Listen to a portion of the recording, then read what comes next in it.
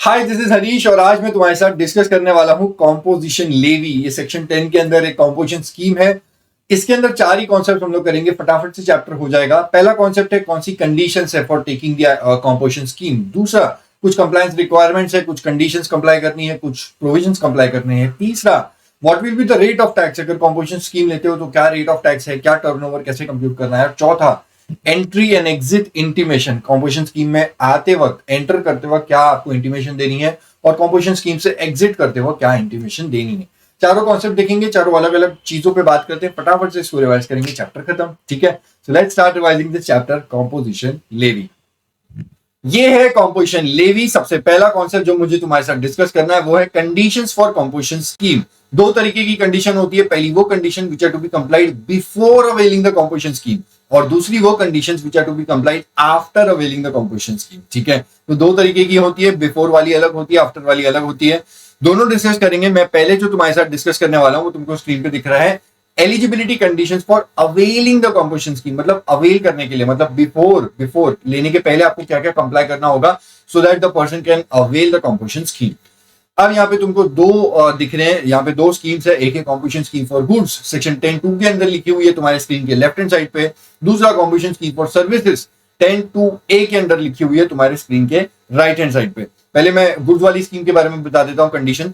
यहाँ पे बोला गया any person can avail the composition scheme for goods if he complies with all the 3 conditions. नीचे 3 condition है, अगर वो तीनों की तीनों कंडीशंस कंप्लाई करता है तो वो कॉम्पोजिशन स्कीम गुड्स वाली ले सकता है। He becomes eligible for availing the composition scheme.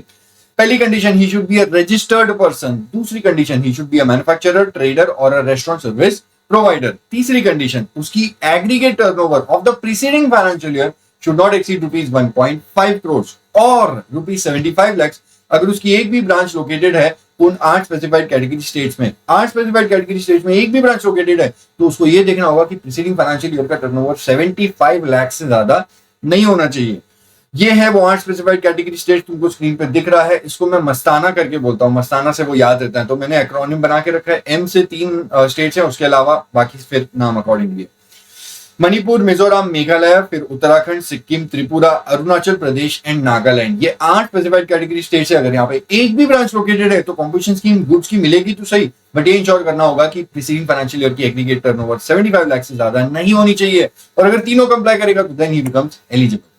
बात करते हैं कॉम्पोजिशन स्कीम अगर सर्विसेज की है तो 10(2)(a) में लिखी है और कंडीशंस के पहले तो यही बोल दिया उन्होंने कि if where any person who is not eligible for 10(2) वाली स्कीम, मतलब जो कॉम्पोजिशन स्कीम जो गुड्स की है उसके लिए अगर कोई पर्सन एलिजिबल नहीं होगा तो वो पर्सन यहाँ पे आ सकता है and he can avail the composition scheme if he complies with all the following condition. तो यहाँ पे भी उसको कुछ कंडीशंस कंप्लाई करनी होगी, लेकिन पहली बात वो 10(2) वाली स्कीम के लिए अगर एलिजिबल नहीं है तो वो पर्सन यहाँ पे आ सकता है और यहाँ की कंडीशंस कंप्लाई करेगा।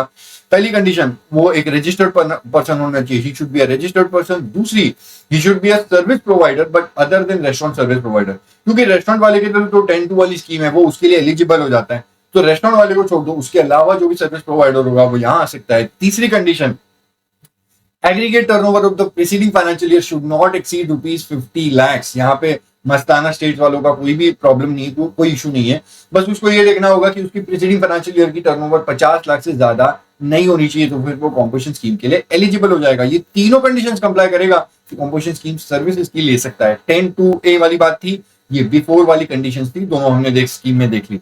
अब मेरी बात समझो, एक बार कोई कॉम्पोजिशन स्कीम के लिए एलिजिबल हो जाता है और वो कॉम्पोजिशन स्कीम ले भी लेता है तो क्या उसकी कॉम्पोजिशन स्कीम क्या लाइफ टाइम वैलिड रहेगी? क्या पूरे फाइनेंशियल ईयर तक वो 1% या 5% से ही टैक्स पे करेगा या 6% से व्हाटएवर?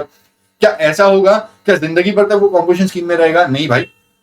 अब आती है तुम्हारी सेकेंड वाली condition, conditions for keeping the composition scheme valid in the current financial year. एक बार कॉम्पोजिशन स्कीम ले ली किसी भी फाइनेंशियल ईयर में तो उस फाइनेंशियल ईयर में, अब तो करंट फाइनेंशियल ईयर बोलोगे, तो उस करंट फाइनेंशियल ईयर में आपकी स्कीम वैलिड कब तक रहेगी? The scheme will be valid until that person is complying with the following conditions. ठीक है, तो हम बात कर रहे हैं अलग अलग, गुड्स के लिए अलग बात होगी, सर्विसेज के लिए अलग बात होगी। पहले बात करते हैं कॉम्पोजिशन स्कीम गुड्स की जो 10(2) के अंदर लिखी हुई है। यहां पे इन्होंने बोला जो भी पर्सन कॉम्पोजिशन स्कीम गुड्स की वो ले चुका है, उसकी composition scheme will remain valid in the current financial year until all the following conditions are being complied. जब तक वो नीचे तीन कंडीशंस, जब तक वो तीनों कंडीशंस कंप्लाई करता रहेगा तब तक उसकी कॉम्पोजिशन स्कीम वैलिड रहेगी, और जैसे ही उसने कोई गड़बड़ कर दी वो कॉम्पोजिशन स्कीम के बाहर हो जाएगा। पहली बात, पहली कंडीशन यहाँ पे तुमको स्क्रीन पे दिख रही है, मैं कॉम्पोजिशन स्कीम गुड्स की बात कर रहा हूं जो मैंने ग्रीन मार्क करके रखा है। पहली कंडीशन, उसकी aggregate turnover of the current financial year should not exceed rupees 1.5 crore और रुपीज 75 लाख अगर उसकी एक भी ब्रांच वो 8 स्पेसिफाइड कैटेगरी स्टेट्स में लोकेटेड है, वो मस्ताना वाले 8 स्पेसिफाइड कैटेगरी स्टेट्स। दूसरी बात, उसकी जो उसको अगर कॉम्पोजिशन स्कीम ले लिए तो उसको ये इंश्योर करना होगा कि फॉलोइंग नीचे तीन कंडीशन है वो सब कुछ कंप्लाई करते रहना चाहिए। पहली वाली एलिजिबिलिटी कंडीशंस जो सेक्शन 10(2) के अंदर लिखी है, दूसरी कंडीशंस एंड रिस्ट्रिक्शंस जो रूल 5 के अंदर लिखा हुआ है, और तीसरी अदर कंप्लायंस प्रोविजन जो सेक्शन 10 के अंदर लिखे हुए हैं। जब तक वो ये तीनों कंप्लाई करता रहेगा, इन तीनों के अंदर जो भी बातें लिखी हैं जब तक वो कंप्लाई करता रहेगा तब तक उसकी कॉम्पोजिशन स्कीम वैलिड रहेगी, और अगर उसने कोई भी गड़बड़ कर दी वो कॉम्पोजिशन स्कीम के बाहर हो जाएगा। तीसरी और सबसे इंपॉर्टेंट बात, वो तुमको जो कॉम्पोजिशन स्कीम के गुड्स में जो थर्ड वाली कंडीशन में अब दिखाने वाला हूं, ये भाई एकदम बहुत तबाही लेवल की है। ये इंस्टीट्यूट इसके ऊपर तुमको कंफ्यूजिंग वाला लेवल का क्वेश्चन पूछ सकता है। मार्जिनल सप्लाई ऑफ सर्विसेज, यहां पे एक कॉन्सेप्ट अप्लाई होता है। अगर कॉम्पोजिशन स्कीम गुड्स की है तो पहले तो ये प्रोविजन था कि जो गुड्स की कॉम्पोजिशन स्कीम लेता है उसको बिल्कुल भी सर्विसेज प्रोवाइड करना अलाउड नहीं है, बिल्कुल भी वो कोई भी सर्विस नहीं प्रोवाइड कर सकता। बट बाद में उन्होंने थोड़ा धीरे धीरे करके उसको लूज करके उन्होंने एक प्रोविजन बनाया जहां पे उन्होंने marginal supply of services concept रखा है।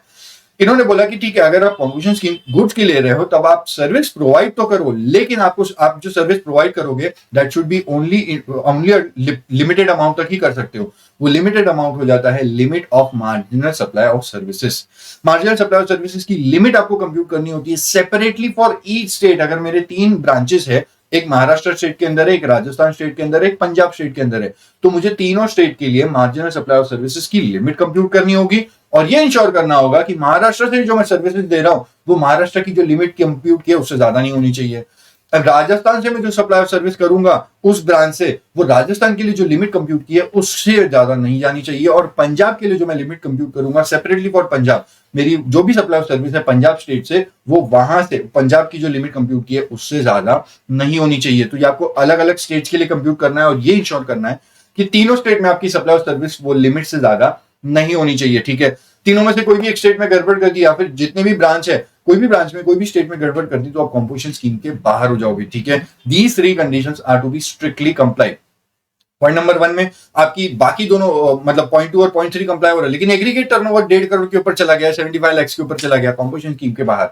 1 और 3 कंप्लाई कर रहे हो, आप मॉनिटरी लिमिट्स कंप्लाई कर रहे हो, लेकिन पॉइंट नंबर 2 के अंदर कुछ उन्होंने कंप्लायंस प्रोविजंस बोले हैं, आपको वो भी कंप्लाई करते रहना। अगर आप वो कहीं गड़बड़ कर दे तो कॉम्पोजिशन स्कीम के बाहर हो जाओगे मेरे दोस्त। ये चैप्टर का बेसिक है, आप जाएंगे आगे हम लोग देखेंगे। ठीक है, मार्जिनल सप्लाई ऑफ सर्विसेज के लिए मैंने यहाँ पे बादल बना के रखा है नीचे, मतलब this concept will be discuss separately, इसको मैं अच्छे से वापस बताने वाला हूँ।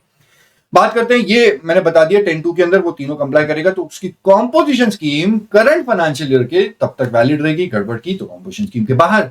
दूसरा, कॉम्पोजिशन स्कीम अगर सर्विसेज की है, जो स्क्रीन के राइट हैंड साइड पे तुमको दिख रहा है, यहां पे इन्होंने बोला वो सर्विसेज वाली स्कीम वैलिड रहती है in the current financial year until all the following conditions are being complied. मेरे दोस्त, ये येलो वाले पॉइंट में मैंने लिखे हैं, ये 2 ही कंडीशन कंप्लाई करनी है इसको।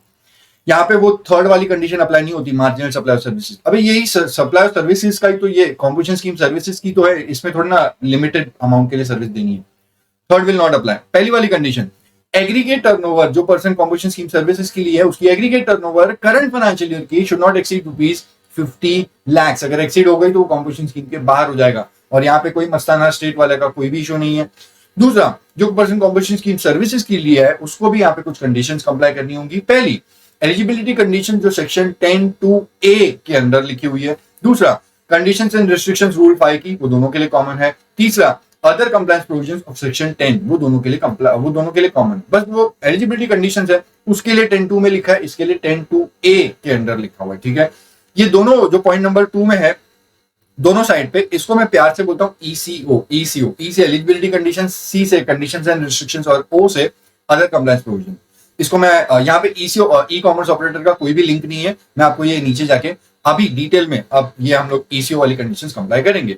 बहरहाल अगर इसकी बात करेंगे, दोनों कंडीशन कंप्लाई करेगा, जब तक कंप्लाई कर रहा है तब तक उसकी कंपोजिशन स्कीम वैलिड, अगर उसने एक भी गड़बड़ की कंपोजिशन स्कीम के बाहर हो जाएगा। तो ये पूरी बातें थी, मैंने कंडीशंस की बात करी। अब नेक्स्ट कॉन्सेप्ट मैं तुम्हारे साथ डिस्कस कर रहा हूं वो ईसीओ वाली कंडीशंस, ठीक है।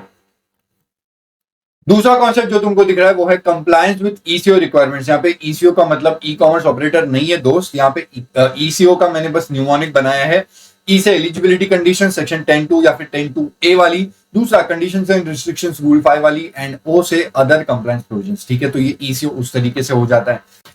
पहली वाली जो तुमको दिख रही है ये eligibility conditions for composition scheme for goods वाली है, 10(2) के अंदर लिखा हुआ है। तो अगर कोई कंपोजिशन स्कीम गुड्स की लिया है तो उसको ये सब कुछ कंप्लाई करना होगा। 10(2) में लिखा गया है कि ये पर्सन, आपको दिख रहा है ABCDEF, एफ भी तुमको नीचे दिख रहा है, एफ वाली एकदम बहुत इंपॉर्टेंट है, ठीक है, अपन जाएंगे उस पर। पहले ए के अंदर बोला जो भी कंपोजिशन स्कीम गुड्स की लिया है वो ऐसी सप्लाई नहीं कर सकता which is not leviable to GST. मतलब alcoholic liquor for human consumption, petrol, diesel, aviation turbine fuel, वो वाले जो 5-6 गुड्स है वो उसको सप्लाई नहीं करने चाहिए। दूसरा, you should not be engage in interstate outward supplies, मतलब इंटरस्टेट आउटवर्ड सप्लाई नहीं कर सकता, इंटरस्टेट इनवर्ड सप्लाई वो कर सकता है, मतलब वो इंटरस्टेट इनवर्ड परचेज वो कर सकता है, सेल्स नहीं कर सकता। तीसरी वाली condition, he should not be engage in supply of goods और सर्विसेज थ्रू एन ईसीओ, जिसके ऊपर टीसीएस की रिक्वायरमेंट आती है अंडर सेक्शन 52। चौथी condition, he should not be a CTP और एनआरटीपी। फिफ्थ वाली condition, he should not be engage in manufacturing of notified goods. यहाँ पे 8 नोटिफाइड गुड्स तुमको दिख रहे हैं, ये पहले 4 थे, पिछले अटेम्प्ट में और 4 ऐड हो गए, 8 हो गए थे, ठीक है। इस अटेम्प्ट में यहाँ पे छोटी सी अमेंडमेंट है, वो जो तुमको ग्रीन बॉक्स दिख रहा है वो इस बार की एक अमेंडमेंट है, बहुत छोटी सी अमेंडमेंट है, वो इतना ज्यादा तुमको इसके लिए टेंशन लेने की जरूरत नहीं है। 8 गुड्स में तुमको रीड करके बता देता हूं। पहला इन्होंने बोला आइसक्रीम या फिर other edible ice whether not containing cocoa. दूसरा, पान मसाला। तीसरा, all goods tobacco, that is tobacco and tobacco manufactured tobacco substitutes. चौथा, एरेटेड वाटर्स। अब वो 4 वाले जो पिछले अटेम्प्ट में ऐड हुए थे, फ्लाई ऐश ब्रिक्स और फ्लाई ऐश एग्रीगेट और फ्लाई ऐश ब्लॉक्स, ये 3 गुड्स हो गए 0.5 वाले। फिर 6 है ब्रिक्स ऑफ फॉसिल मील्स और अदर सिमिलर सिलिशियस अर्थ, बिल्डिंग ब्रिक्स और अर्दन और रूफिंग टाइल्स। ये 8 गुड्स हैं। अगर इन 8 गुड्स की कोई भी मैन्युफैक्चरिंग करता है तो वो कंपोजिशन स्कीम गुड्स की नहीं ले पाएगा। अब एक बात समझना, पॉइंट नंबर 5 में जो अमेंडमेंट आई बस वो इतनी आई है कि आगे जो वर्ड थे विद 90% और मोर फ्लाई ऐश कंटेंट, ये वर्ड उन्होंने कट कर दिए। बस ये वर्ड कट कर दिए, मतलब अब फ्लाई ऐश एग्रीगेट बस यही होगा उसमें, विद 90% और मोर फ्लाई ऐश कंटेंट, वो उन्होंने वर्ड्स हटा दिए हैं, ठीक है। तो ये आपको बस एक बार देख के जाना है, तुम्हारा काम बन जाएगा। पॉइंट नंबर 5, मतलब ABCD वाली चीज तो उसको कंप्लाई करनी ही करनी है, लेकिन F वाली भी कंप्लाई करनी है। F वाली में क्या लिखा है भाई? F में लिखा है ये भयंकर चीज जो मैं तुमको बताने वाला हूं, मार्जिनल सप्लाई ऑफ सर्विसेज वाला कॉन्सेप्ट।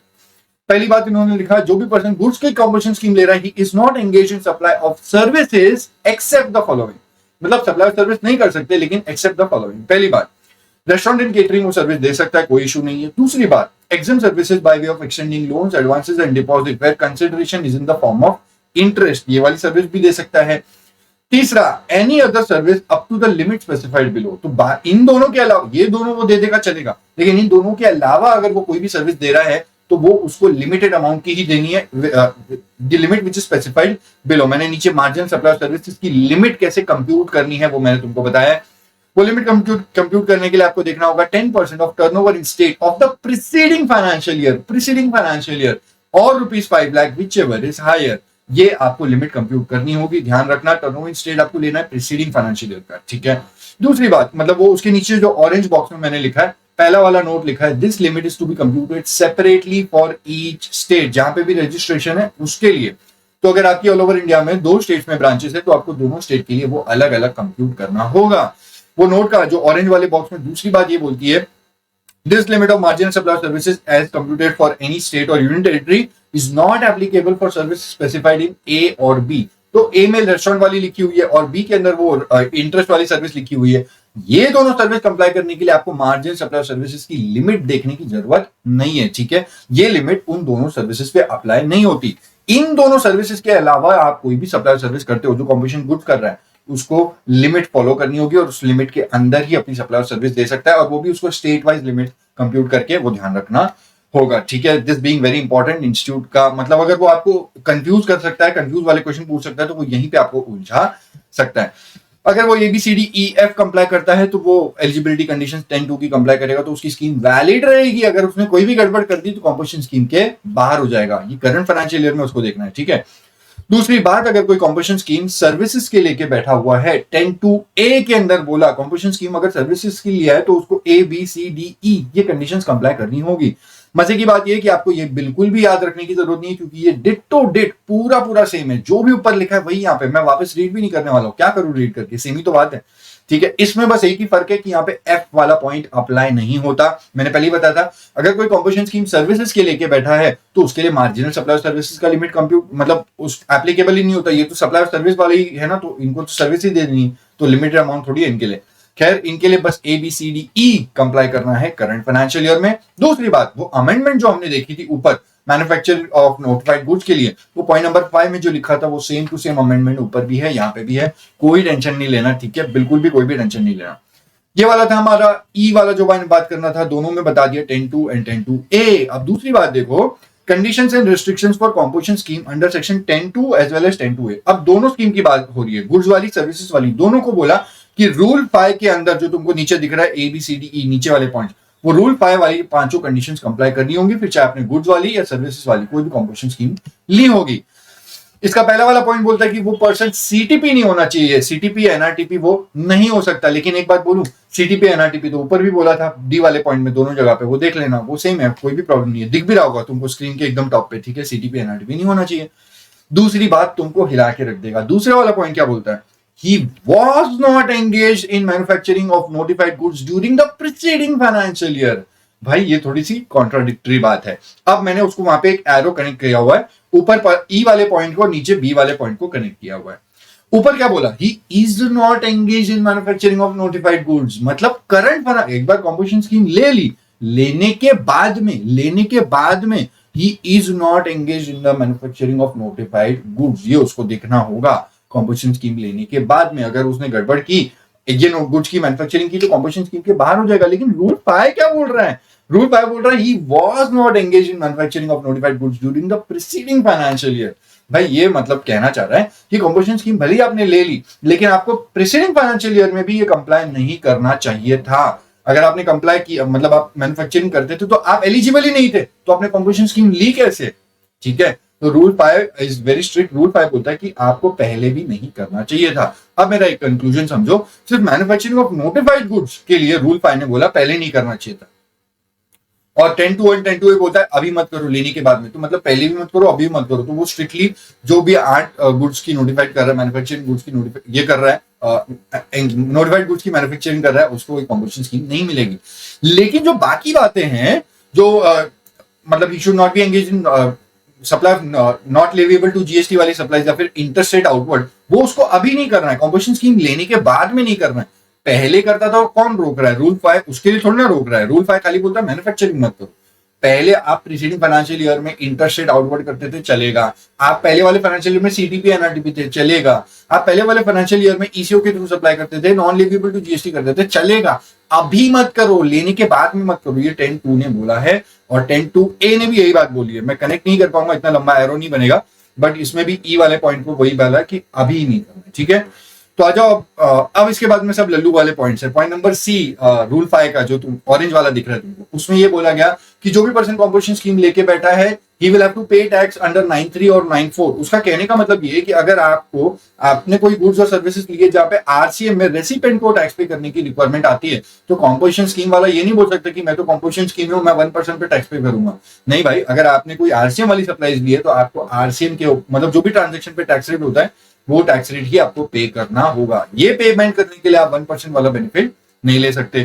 पॉइंट D में बोला गया कि जो भी पर्सन कॉम्पोजिशन स्कीम गुड्स की लेके, जो भी है दोनों स्कीम लेके बैठा है, वो बिल ऑफ सप्लाई इशू नहीं कर सकता, उसको bill of tax invoice issue नहीं कर सकता, बिल ऑफ सप्लाई इशू करना होगा, और उसके टॉप पे लिख देना पड़ेगा composition taxable person not eligible to collect tax on supplies. Point E बोलता है कि उसकी जो भी प्लेस ऑफ बिजनेस होगी, प्रिंसिपल प्लेस ऑफ बिजनेस या फिर एडिशनल प्लेस ऑफ बिजनेस, उसके वहां पे नोटिस या साइन बोर्ड पे उसको लिख देना पड़ेगा कॉम्पोजिशन टैक्सेबल पर्सन। तो ये रूल 5 की 5 कंडीशन थी, बड़ी सिंपल थी। उसके बाद में आते हैं 10 अदर कंप्लायंस प्रोविजन सेक्शन 10 वाली। इसमें 4 बातें हैं। पहली बात इन्होंने बोली यूनिफॉर्म एप्लीकेबिलिटी। कोई भी पर्सन कॉम्पोजिशन स्कीम लेना चाहता है तो उसको जितनी भी उसकी रजिस्ट्रेशन है, एक पैन पे जितनी भी रजिस्ट्रेशन है, यूनिफॉर्मली सबको डिसाइड करके कॉम्पोजिशन स्कीम लेना होगा। तो अगर एक ले रहा है तो सारे ब्रांचेस को लेना पड़ेगा, और अगर कोई एक ब्रांच कॉम्पोजिशन स्कीम के बाहर हो जाता है या फिर इनएलिजिबल हो जाता है तो बाकी ब्रांच भी कॉम्पोजिशन स्कीम नहीं ले पाएंगे। ये होता है यूनिफॉर्म एप्लीकेबिलिटी। दूसरा point, he can not issue tax invoice. हमने अभी ऊपर देखा कि जो भी कॉम्पोजिशन स्कीम है वो टैक्स इनवॉइस इशू नहीं कर सकता, उसको बिल ऑफ सप्लाई इशू करना होगा। पॉइंट नंबर 3 बोला कि आईटीसी नहीं ले सकता। You know it very well, जो भी कॉम्पोजिशन स्कीम में होता है उसको आईटीसी नहीं मिलता है। Point number 4, penalty. अगर बाद में सरकार को पता चला कि आपने कॉम्पोजिशन स्कीम गलत तरीके से ली थी, आप एलिजिबल नहीं थे, फिर भी आपने झूठ झूठ बोल के अपनी सारी डॉक्यूमेंट सबमिट करके आपने कॉम्पोजिशन स्कीम ले ली और बाद में पता चला, तो आपसे टैक्स वसूला जाएगा, क्योंकि आप तो 1% पे टैक्स पे कर रहे हो और रेगुलर रेट पे तो 12% या 18% होता है रेगुलरली। तो आपसे जो भी डिफरेंशियल अमाउंट का टैक्स है वो वसूला जाएगा। सेक्शन 73, 74 की डिमांड रिकवरी प्रोसीडिंग्स चलाई जाएंगी और पेनल्टी भी लगाई जाएगी, जो भी एप्लीकेबल पेनल्टी होती है वो भी लगाई जाएगी। ये चारों बातें थी सेक्शन 10 की, हमने देख लिया। ईसीओ जो मैं बार बार बोलता रहता हूं वो सब कुछ यहाँ पे खत्म होता है। नेक्स्ट कॉन्सेप्ट जो तुम्हारे साथ मेरे को देखना है वो है tax rates. What are the various tax rates? Tax rates कौन से होते हैं? And turnover for composition scheme. पहली बात, रेट ऑफ टैक्स उनको दिख रहा है स्क्रीन के एकदम टॉप पे, ग्रीन वाला। नीचे टेबल है, उस टेबल में बोला अगर 10(2) की कोई कॉम्पोजिशन स्कीम लिया है तो उसके पास 2-3 कैटेगरी के लोग होते हैं। अगर मैन्युफैक्चरर है तो उसको टैक्स पे करना होगा 1% ऑफ टर्नओवर इन स्टेट के रेट, टर्नओवर इन स्टेट का। दूसरा, अगर कोई ट्रेडर है तो उसको पे करना होगा 1% of taxable turnover in state, ठीक है। और तीसरा, अगर कोई रेस्टोरेंट वाला है तो उसको पे करना होगा 5% ऑफ टर्नओवर इन स्टेट। और उसके बाद लास्ट में बोला कॉम्पोजिशन स्कीम सर्विसेज के लिए 10(2) वाली, तो उसको 6% से पे करना होगा 6% ऑफ टर्नओवर इन स्टेट। अब ये तीनों चारों केसेस में ध्यान देना, ये इफेक्टिव रेट ऑफ टैक्स है, मतलब सीजीएसटी एसजीएसटी पूरा मिला करके इन्होंने बताया है, ठीक है। ये बस ध्यान रखना, ट्रेडर के लिए आपको लेना है टैक्सेबल टर्नओवर इन स्टेट। अब पॉइंट नंबर 2 के अंदर जो मैंने 5 टाइप्स ऑफ टर्नओवर बताए हैं, ये आपको कहीं मॉड्यूल में नहीं मिलेंगे या कोई ऑथर की बुक में नहीं मिलेंगे। ये मैंने एनालाइज किया, बार बार मैं क्वेश्चन सॉल्व करते जाता था तो कंफ्यूजन होती थी कहां पे कौन सा टर्नओवर लगेगा। So you will not find it anywhere, बस इसको देखो, तुमको काम आएगा। जब तुम क्वेश्चन सॉल्व करोगे तुमको याद आएगी कि यार मैंने कहीं पे कुछ पढ़ा हुआ है। पॉइंट नंबर 1, पहला टर्नओवर होता है aggregate turnover of the preceding financial year. ये क्यों चाहिए भाई? मैंने आपको बोला था कॉम्पोजिशन स्कीम लेने के पहले उसको ये इंश्योर करना होगा कि उसकी प्रीसीडिंग फाइनेंशियल ईयर की कॉम्पोजिशन एग्रीगेट टर्नओवर 1.5 करोड़ या फिर 75 लाख या फिर 50 लाख को एक्सीड नहीं करनी चाहिए, ठीक है। अब अगर आपको क्वेश्चन में दिया जाए कि ये बताओ कि ये पर्सन एलिजिबल है कि नहीं कॉम्पोजिशन स्कीम के लिए, और आपको दोनों दिए जाते हैं, preceding financial year as well as current financial year, तो वो आपको आप कहीं कंफ्यूज ना हो जाओ, तो आपको ध्यान देना है कि प्रीसीडिंग फाइनेंशियल ईयर लेना है। दूसरा, aggregate turnover of the current financial year, ये कब लेना है भाई? अब अगर आप कॉम्पोजिशन स्कीम में आ ही गए हो तो आपकी वैलिड कब तक रहेगी? जब तक आपका करंट फाइनेंशियल ईयर का एग्रीगेट टर्नओवर 1.5 करोड़ या फिर 75 लाख या फिर 50 को एक्सीड नहीं करता, 50 लाख को। तीसरा वाला, turnover in state of the preceding financial year, ये कब काम आएगा भाई? अगर मार्जिनल स्टेट और मार्जिनल सप्लाई ऑफ सर्विसेज की लिमिट कंप्यूट करनी है, जो मैंने बताया था इंपॉर्टेंट कॉन्सेप्ट है, उसमें उन्होंने बोला था 10% of turnover in state of the preceding financial year, तो ये तब आपको काम आएगा। दूसरा, उसके बाद मतलब पॉइंट 4 वाला, turnover in state of the current financial year, ये कब आएगा? अरे तू टैक्स पे करेगा कि नहीं? टैक्स पे करेगा 1%, 1%, 5%, 6%, जो भी करेगा, तुझे 1% लेना होगा टैक्सेबल टर्नओवर इन स्टेट का। लेकिन पॉइंट नंबर 5 में क्या बोला? Taxable turnover in state, you know it very well. Trader के केस में अपने को 1% पे तो करना होता है, लेकिन 1% होता है टैक्सेबल टर्नओवर इन स्टेट, और वो करंट फाइनेंशियल ईयर का अपने को लेना है। ऑब्वियसली आप इस फाइनेंशियल ईयर में जो भी टैक्स पे करोगे, इस फाइनेंशियल ईयर के क्वार्टर का जो भी है वही आप टर्नओवर इन स्टेट या फिर टैक्सेबल टर्नओवर इन स्टेट का वैल्यू लोगे और टैक्स पे करोगे। तो ये 5 अलग अलग तरीके के टर्नओवर है, एग्जाम में कंफ्यूज मत करना। आपको वो बहुत ज्यादा डेटा दे देते हैं, देन यू कंफ्यूज योरसेल्फ कि अब इसमें से कौन से डेटा पे मेरे को क्या काम करना है, ठीक है। तो ये सेग्रीगेट हो जाएगा तुम्हारा दिमाग। अब कौन से इसमें क्या इंक्लूड होगा ये भी आपको पता होना चाहिए, मैं तुमको बता रहा हूं। Inclusion and exclusion from various turnover, ये थोड़ा अलग तरीके से आपको देखना होगा। एग्रीगेट टर्नओवर की पहले बात करते हैं। नीचे स्क्रीन के तुमको ग्रीन वाला दिख रहा है, टर्नओवर इन स्टेट, मैं बताऊंगा। पहले 2 वाली बात कर रहे हैं, aggregate turnover preceding financial year और aggregate turnover of current financial year. Aggregate turnover preceding financial year का ले रहे हो लेफ्ट साइड वाला, तो भाई जैसे नॉर्मली बनाते हो वैसे ही बनाना है, सब कुछ इंक्लूड कर देना। क्या इंक्लूड करोगे? Taxable supplies, exam supplies, export भी लेना, इंटरस्टेट आउटवर्ड भी लेना। मेरे को एक बात बताओ, मैंने आपको पहले ही बोला था, वो कॉम्पोजिशन स्कीम लेने के बाद में उनको इंटरस्टेट आउटवर्ड नहीं करना है, पहले करते थे चलेगा, पहले कौन रोक रहा है? पहले कोई नहीं रोक रहा है। तो प्रीसीडिंग फाइनेंशियल ईयर का एग्रीगेट टर्नओवर लोगे तो सब कुछ आ जाएगा दोस्त। एक्सपोर्ट भी इंटरस्टेट आउटवर्ड ही माना जाता है, वो भी आएगा। लेकिन अगर मैं बात करूं राइट हैंड साइड वाले की, aggregate turnover of current financial year की, इसमें आप लोगे टैक्सेबल सप्लाईज और दूसरा एग्जाम सप्लाईज, बस एक्सपोर्ट नहीं ले सकते, इंटरेस्ट आउटवर्ड नहीं ले सकते। नहीं ले सकते का मतलब ये होता है कि आप ये ट्रांजेक्शन कर नहीं सकते। 10-2 एंड 10-2 आपको रोकता है, बोलता है इंटरेस्ट रेट आउटवर्ड नहीं करने का, तो एक्सपोर्ट भी इंटरेस्ट रेट आउटवर्ड ही है, तो ये दोनों वैल्यूज आप नहीं ले सकते। अगर आपने लिया, क्वेश्चन में दिया है कि भाई ये इतना ट्रांजेक्शन हुआ, फिर तो वो कंपोजिशन स्कीम के बाहर ही हो गया ना। फिर आपको एग्रीगेट टर्नओवर कंप्यूट करके ये क्यों देखना है कि 1.5 करोड़ टच हुआ या 75 लाख टच हुआ या 50 लाख टच हुआ कि नहीं। जैसे ही उसने एक्सपोर्ट कर दिया, जैसे ही इसने इंटरेस्ट रेट आउटवर्ड कर दिया, वो कंपोजिशन स्कीम के बाहर हो गया, ठीक है। तो ये तो वैसे भी काम आता है वैलिडिटी चेक करने के लिए, ये उसने दोनों काम कर लिए तो कंपोजिशन स्कीम के बाहर हो जाएगा। सॉरी, एक्सक्लूजन, दोनों में क्या एक्सक्लूड कर रहा है, मतलब ये इंक्लूड नहीं करने हैं। 3 वैल्यूज है, दोनों में कॉमन है। पहला जीएसटी वाले टैक्सेस, जीएसटी कंपोजिशन सेस, वो नहीं लेना है। दूसरा invert supplies on which tax is payable under RCM. ये मेरे को लॉजिकल नहीं लगता, क्योंकि मेरी इनवर्ट सप्लाई मेरी परचेज है, तो परचेज को टर्नओवर में कैसे लेंगे, बट इंस्टीट्यूट की मॉड्यूल में है और है तो मैंने डाल दिया, ठीक है। इनवर्ट सप्लाई जहां पे आरसीएम में हमारे ऊपर टैक्स पे करने की लायबिलिटी आती है, ये हमको एग्रीगेट टर्नओवर में नहीं लेना होता। और तीसरा एग्जेम्प्ट सर्विस, वो वाली विच इज वो इंटरेस्ट वाली service by way of extending loans, advances and deposit where consideration is in the form of interest.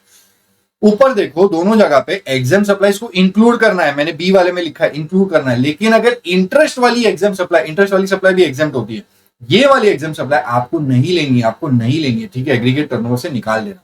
अब वो ब्लू बॉक्स के अंदर 2 नोट लिखे हुए। पहला नोट तो यही है कि आपको ये जो एग्रीगेट टर्नओवर कंप्यूट करना है, ये ऑल ओवर इंडिया बेसिस पे कंप्यूट करना है, सारी वैल्यूज लेके। दूसरा वाला पॉइंट मैं आपको बताता हूं 2 मिनट में, पहले आप ये देख लो।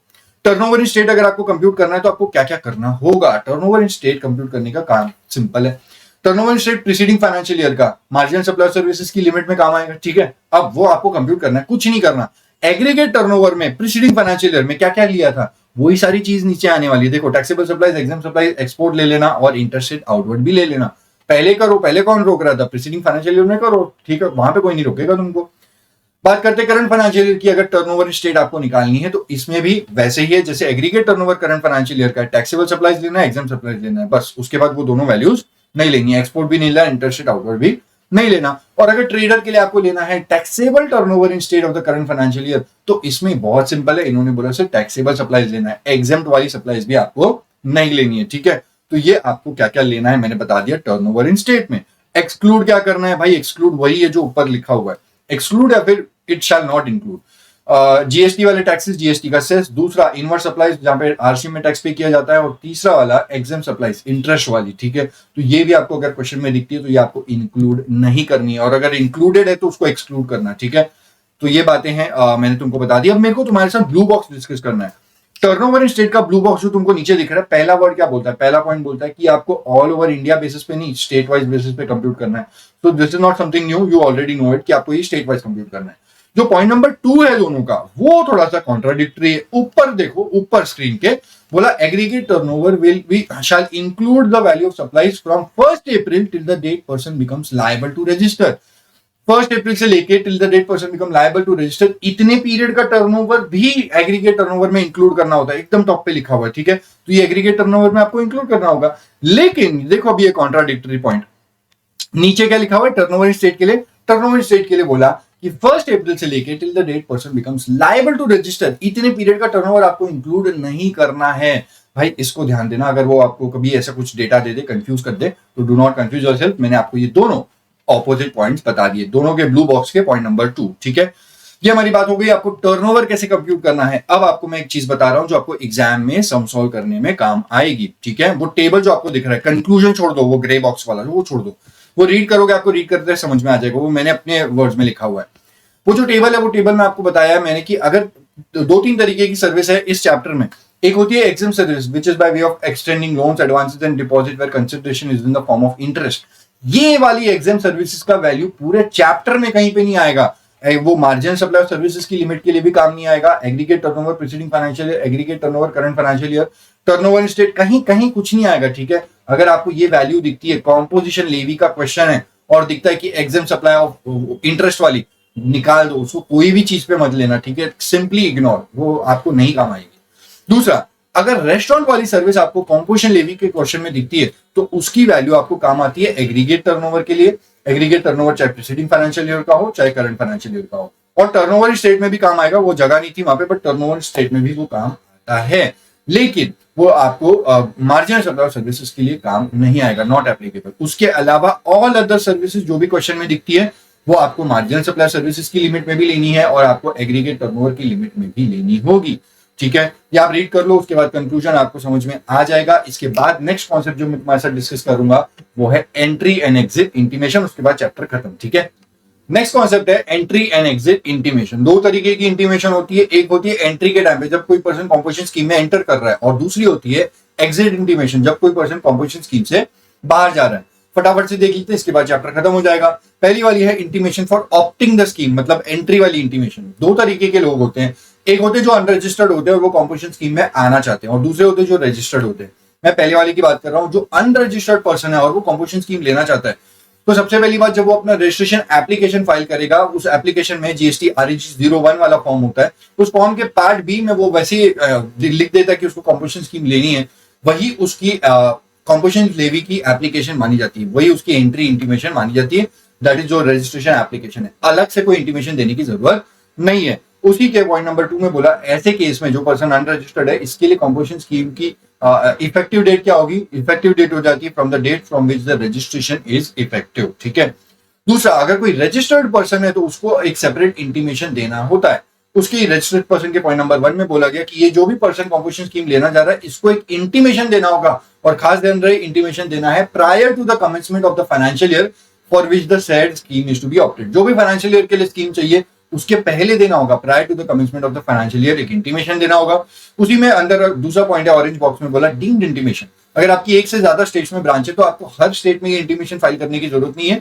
कोई एक स्टेट में फाइल कर दिया तो बाकी स्टेट्स में वो डीम्ड इंटीमेशन माना जाएगा। उसका ही थर्ड पॉइंट बोलता है कि ये जो भी पर्सन कॉम्पोजिशन स्कीम ले रहा है उसको एक स्टेटमेंट भी देना होता है। स्टेटमेंट देना होता है विद इन 60 डेज। क्या होता है, देखो कॉम्पोजिशन स्कीम में अगर वो आ रहा है तो पहले तो उसने पूरा आईटीसी लिया था, अब फ्यूचर में उसको आईटीसी नहीं मिलेगा, तो on the date of switch over उसने जो भी आईटीसी लेके रखा हुआ है, अब इन गुड्स से वो कॉम्पोजिशन सप्लाई करेगा, तो ऐसा तो सरकार अलाउ नहीं करेगी, तो इन वाले गुड्स को उसको आईटीसी रिटर्न करना होता है, रिवर्स करना होता है। ये रूल 44(4) के अंदर है, उसको 60 डेज के अंदर देना है। इसको आईटीसी चैप्टर से लिंक करके पढ़ना, तुमको समझ में आ जाएगा। पॉइंट नंबर 3 बोलता है कि जो भी कॉम्पोजिशन स्कीम ऐसे केसेस में रजिस्टर्ड पर्सन लेता है तो उसके कॉम्पोजिशन स्कीम इफेक्टिव कब से होती है? इफेक्टिव होती है from the beginning of the financial year. ठीक है, सो ये मैंने इफेक्टिव डेट को अलग कलर से लिखा हुआ है, वो आपको दिख जाएगा, मार्क करके रखना, इंपॉर्टेंट है। उसके बाद intimation for withdrawal for the composition scheme, withdrawal फिर denial of the composition scheme. आपको 3 केसेस दिख रहे हैं, केस 1, 2, 3। मैं आपको एक एक करके केस बताता हूँ। पहला वाला केस, अगर कोई पर्सन कॉम्पोजिशन स्कीम की कंडीशन कंप्लाई नहीं कर रहा है, मतलब नॉन कंप्लायंस का केस हो गया, तो ऐसे केस में उसको क्या करना होगा? उसको एक इंटीमेशन देनी होगी, और वो इंटीमेशन देनी है बाद में, मतलब जिस दिन पे वो गड़बड़ हो गई, नॉन कंप्लायंस हुआ, उस दिन से लेकर के विद इन 7 डेज के अंदर उसको इंटीमेशन देनी होगी कि सर गड़बड़ हो गई, अब मैं कॉम्पोजिशन स्कीम से बाहर हो गया। ठीक है, तो ये उसको देना है with in 7 days from the occurrence of that event. और ऐसे केस में इफेक्टिव डेट ऑफ विड्रॉवल क्या मानी जाएगी? इफेक्टिव डेट ऑफ विड्रॉवल होगी वही डेट जो उसने इंटीमेशन के अंदर लिखी हुई है, वही डेट लोग मान लेंगे। केस 2, यहाँ पे नॉन कंप्लायंस कुछ नहीं हुआ, वो पर्सन वॉलंटरीली कॉम्पोजिशन स्कीम से बाहर जाना चाहता है। क्या ऐसा कर सकता है? आंसर इज डेफिनेटली कर सकता है। क्या होगा? उसको एक एप्लीकेशन देना होगा, एप्लीकेशन देना है बिफोर विड्रॉवल के। भाई सर मेरे को नहीं जम रहा है, मेरे को कॉम्पोजिशन स्कीम से बाहर आना है, XYZ रीजन है, एप्लीकेशन दे दोगे। ऐसे केस में इफेक्टिव डेट क्या होगी? जो डेट वो एप्लीकेशन के अंदर लिखेगा वही उसकी इफेक्टिव डेट ऑफ विड्रॉवल मानी जाएगी। थर्ड केस भाई साहब, third case is denial of option, denial of composition scheme. आप कॉम्पोजिशन के हमने नॉन कंप्लायंस नहीं किया ना, आप वॉलंटरीली बाहर जाना चाहते हो, ऑफिसर ने धक्के मार के कॉम्पोजिशन स्कीम से बाहर निकाला, धक्के मार के आपको मतलब डिनाई कर दिया कॉम्पोजिशन स्कीम।